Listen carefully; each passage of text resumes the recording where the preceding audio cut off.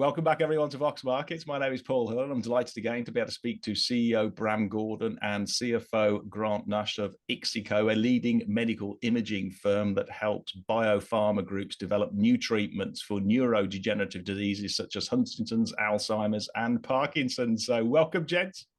Thanks for having us. Yeah, well, big congrats on this morning's strong and inline first half of results, with sales increasing 26% to £3.2 million and the order book closing at £13.1 million. But before we sort of run through those details, Bram, I don't suppose you could just quickly remind the audience what the company does exactly and its sort of like key USPs, plus its sort of the big market opportunity in front of it. Sure, no, happy to do that. So we operate as a clinical research organization, which means that we basically help from an end-to-end perspective pharma industry to look at biomarkers that inform the development of their treatments for Alzheimer's, Parkinson's, and other very important diseases where we're still looking for solutions. So you basically have to imagine that an important American or US-based pharma company is starting off early stage with a compound that will help treat dementia, Alzheimer's, Parkinson's. The first thing they need to look at is biomarkers, very specific signals in the brain, and that's where we come in. We basically analyze these brain scans, and through those data, they can start to look at whether these treatments will really indeed have signals in terms of efficacy or safety, and actually stand a chance to make it to the patient one day. Yeah, and then presumably also once they're actually approved, because there have been 2 drugs last year which have been approved, there is an opportunity presumably for post-surveillance of those patients to ensure the drug is still safe for them on a long-term basis. Yeah, absolutely. That's the exciting part, especially in Alzheimer's now, where we have seen some important drugs come to market, receive that approval, but obviously there is that requirement, as you say, for post-marketing surveillance. So looking at safety for the patients that will require or receive those treatments, and also for payers, right, for reimbursement, looking at who are actually the specific patients who we think will benefit from this treatment. And again, that's where we can also come in with that biomarker research and informing pharma, but also reimbursement authorities, for example, with who would be the eligible patients. Yeah, and I have been a shareholder of Roche in the past, and they're developing one of the big ones in terms of the brain shuttle out for Alzheimer's this year. They're going through hopefully phase 3, but they're also quite big into diagnostics. And is there an opportunity also for IXICO to help big diagnostic companies develop tests as well, blood tests for Alzheimer's and other neurodegenerative diseases?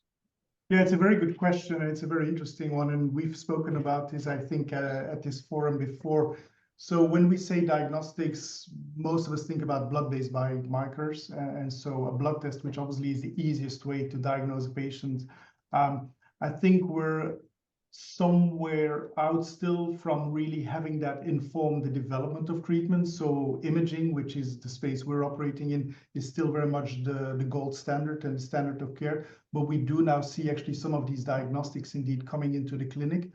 And the interesting thing is that we're actually partnering up with some of these companies and helping validate those. So we do see that there's a future also where we will see these different biomarkers come together on platform.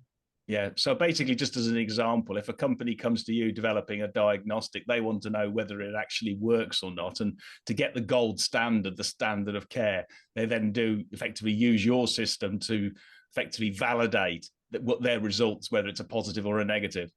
Yeah, no, exactly. I mean, what you need to validate, obviously, is the gold standard, which is imaging, as you rightly said, and data sets. And that is what we've been building since 2 decades now, right? So working together with cohorts, also with foundations, to make sure that there's access to these data sets so that you can really do retroactive and also prospective analysis and validation of these diagnostics. Yeah, and I understand also you've just won a nice another £500,000 3-year deal for phase 1 Huntington's contract with a biopharma. Is there anything you could say about that and sort of like what it's doing and how IXICO are helping the company? Yeah, no, absolutely. That's always a very nice one to land. I think, as I've said at this forum as well, we do feel that these Huntington's trials and these opportunities are ours to lose. They do usually come to us. And then that is because we have the platform with the algorithms and that access to data that I mentioned before, which no one else really has in the market. Yeah. And this is actually, I should almost say, an old friend. This is a big pharma company that we have been helping before, and where we think we can also help them in the future with some other of their indications. Yeah, I like old friends. Good. Okay, let's move on to the numbers there. Grant, perhaps you could take us through the sort of key highlights of what's been driving that top line. I also saw the gross margin increase significantly, and the cash burn has reduced a lot as well over the last 12 months. Can you just take us through all of the key numbers? Yeah, sure, Paul. So as you already said, we've had a strong first half of the year, 26% growth in sales compared to the same period in the prior year, delivering 3.2 million of revenue for that first 6 months. So, and as you highlighted, the strengthening of those sales really results in improved gross margins. So if we go back 12 months, in that first 6 months of 24, we did a gross margin of 40%. In the 6 months we've just completed, we've done 50%. So a significant over 20% increase in gross margin across that period. And really what that's reflecting is the operational leverage that you and I and Bram have spoken about in previous interviews. So essentially, we're operating with a relatively high proportion of our cost base being fixed. What that means simply is that as we get more revenue volume, the variable cost impact, which is low, and therefore the extra revenues are quickly visible in both our gross margin and our EBITDA. So, with an increasing revenue line and with improved gross margin, we then see our EBITDA loss for the first half of this year at 0.7 million. That's close to half of the loss that we made in the same period last year, where we made 1.3 million loss. And again, it's really just emphasizing this point, the operational leverage potential that exists within this business. So, we've also did some cost reductions last year, but as we're looking to scale the business further, and so we're making some very carefully thought through investments as well. Actually, we're managing to produce a much reduced loss off the back of an increase in revenues, which is almost the same difference, if you like. And in the fullness of time, what sort of gross margin would the company sort of target if it's doing sort of 50% in the first half? And if it got, I don't know, 3 or 4 years time, we got to 10 million rather than sort of 6 million sort of turnover, what sort of gross margins would it be looking to achieve? Yeah, and actually we've got a track record of this, Paul, as well, where we've had revenues higher in previous years. We know that as we start to move through our sort of break-even point of around 8.5 million revenues, very quickly that operational leverage continues to come through. So where we would expect to see gross margins somewhere in the mid-60s would be the level that I'd expect. We are a CRO in some elements of what we deliver, which has typical margins of sort of the 35-40%. But because we have our technology platform, because we have the analytical capability, which is driven through AI and contextualized data, that means that we can gain very strong margins on that analysis element. So you bring that mix together, and particularly as you get larger later phase trials, you see those margins really being leveraged through the analytics that we're using, up from that sort of CRO level 35-40% up into the mid-60s. Yeah, good. And I noticed on the actual broker from Cavendish, the sales sort of like target or estimate from there on the financials is around about 6 million for the year ending September 2025. You've done 3.2, and I know you don't probably have to kill me or shoot me or whatever, but could you give us an indication of your revenue cover from your order book to the year end, just to sort of like a feel of how, for investors, of how much sort of visibility you have? Yeah, no, absolutely. And I think if you remember where we spoke about this right at the beginning of this year, we said, well, at that point, we were in a good position. We had sort of 75% coverage. Well, with the contracts that we've signed since then, we're now in a position where our order book today has basically 100% of the revenues that we were forecast for this year in the order book. Now, of course, we work in clinical trials. There's always risk associated with that. Things can get de-scoped, cancelled. But as the year progresses, that obviously leaves us in a very strong position at this point in respect of 2025.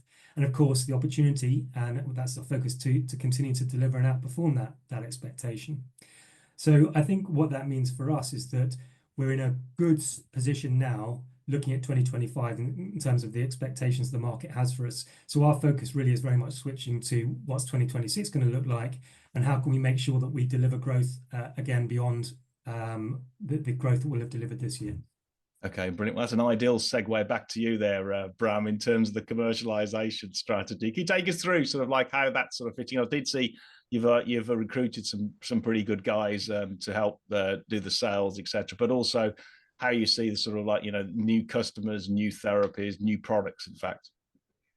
Yeah, so you may remember when we did the capital raise, we always talked about innovate, lead, scale. And so that is very much what we're executing on. And so when Grant talks about H2, it is now about making sure that what we said was going to come on platform from an innovate perspective is indeed being launched. And so you will see us launch those Alzheimer's or these biomarkers that inform Alzheimer's in the vascular space, especially come on platform in Q3.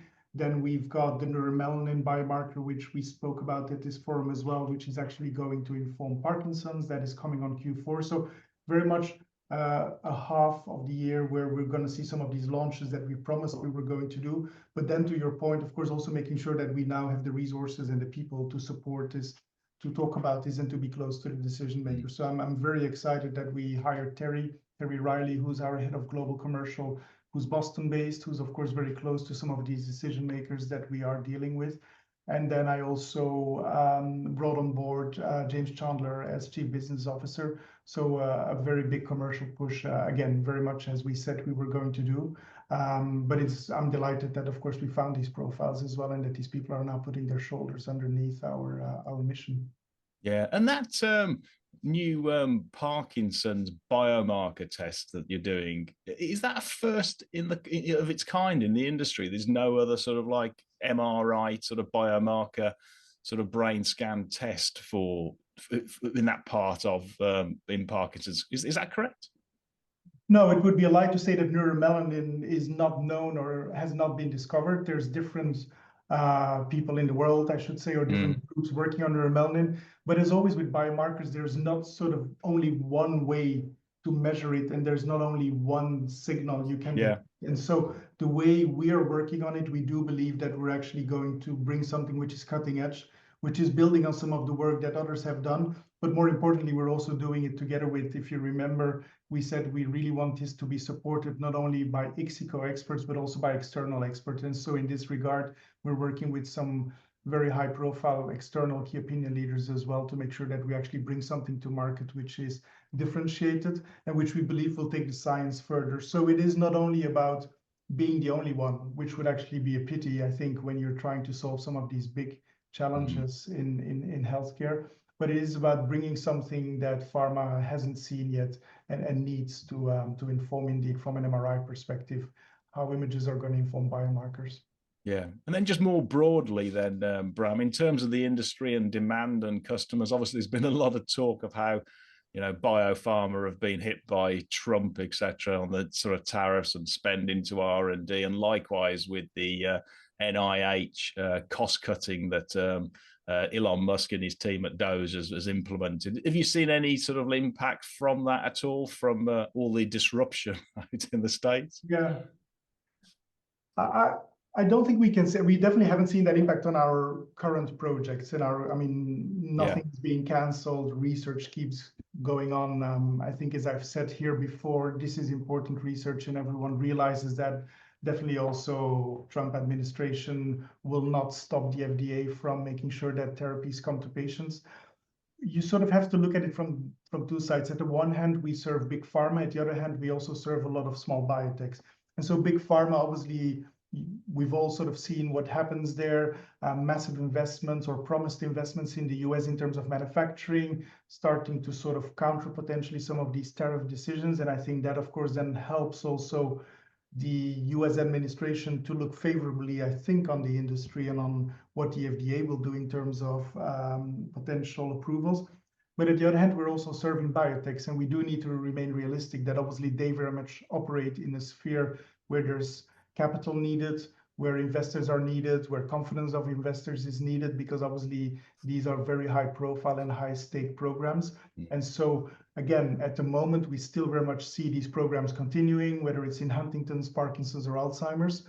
But of course, we also need to make sure that that capital does keep coming to these biotechs, because otherwise they are going to run into some trouble.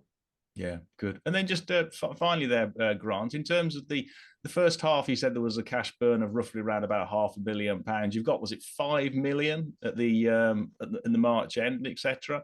Presumably that's going to be enable you to move into sort of like, you know, become cash positive and give you enough money going forward. There's enough wiggle room there, I presume. Yeah, so I mean, like we've said before, our break-even sales remains at around about 8.5 million. So we've got some growth still to deliver in order to achieve that level, and so we do anticipate, I think it's fair to say, continue to utilize cash across 25 and 26. But of course, in parallel with that, you know, our plans are to grow our clinical trials support business, but also actively seek partnerships to leverage the value that we've built in our technology platform. So success in those goals will really enable IXICO to deliver long-term sustainable profitability and cash generation.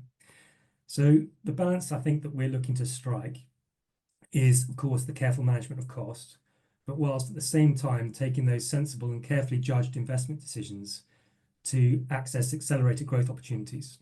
Now, the consequence of that is that our priority is first and foremost to show strong traction in our commercial growth, you know, in our revenues and our order book, but also, you know, tangible innovation and market leadership metrics that will really support and justify those investments that we have and continue to make.